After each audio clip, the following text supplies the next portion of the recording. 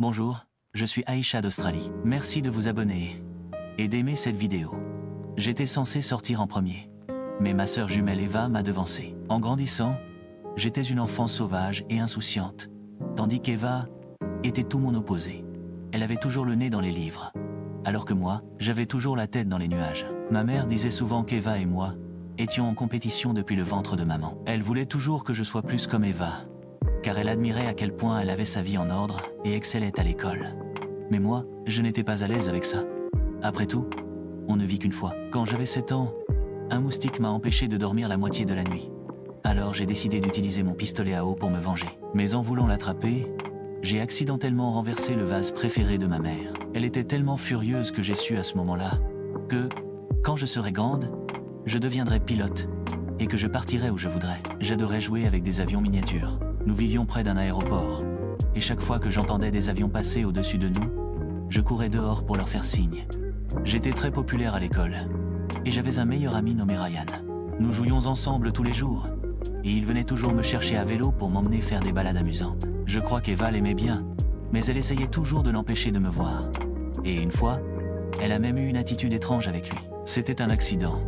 Je voulais juste écraser ce stupide insecte, mais maman n'a jamais levé la main sur moi, même si je la poussais souvent à bout. Un jour, Ryan est venu me chercher, mais Eva nous a empêchés de partir. « Tu pourrais m'emmener au magasin avec toi aujourd'hui, Ryan ?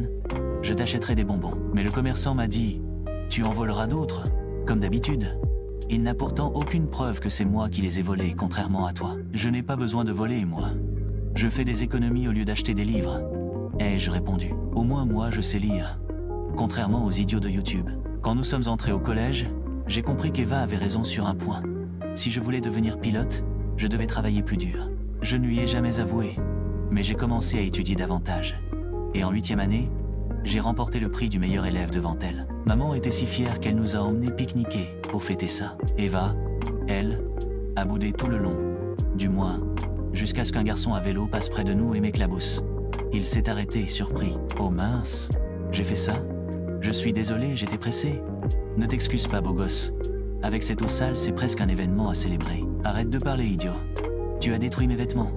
Attends, j'ai une solution. » J'ai crié et me suis couverte le visage, alors qu'il attrapait soudain un tuyau d'arrosage et m'arrosait de la tête aux pieds. Cet imbécile est ensuite remonté sur son vélo et est parti en riant. J'ai voulu les tuer tous les deux. Heureusement, j'ai eu ma revanche en battant Eva pour le poste de préfète de la 9e année. Elle était dévastée et a essayé de faire revoter.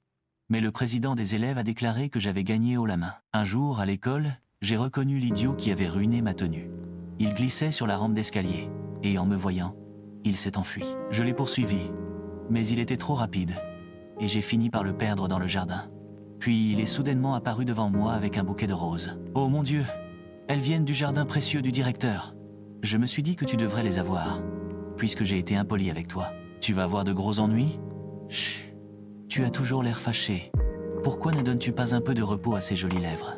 Il m'appelle Eric. À la cantine, Eva est accidentellement tombée sur lui, et son écharpe s'est coincée dans sa montre. Elle a ri et a dit « Le destin essaie de nous lier. » J'ai failli vomir.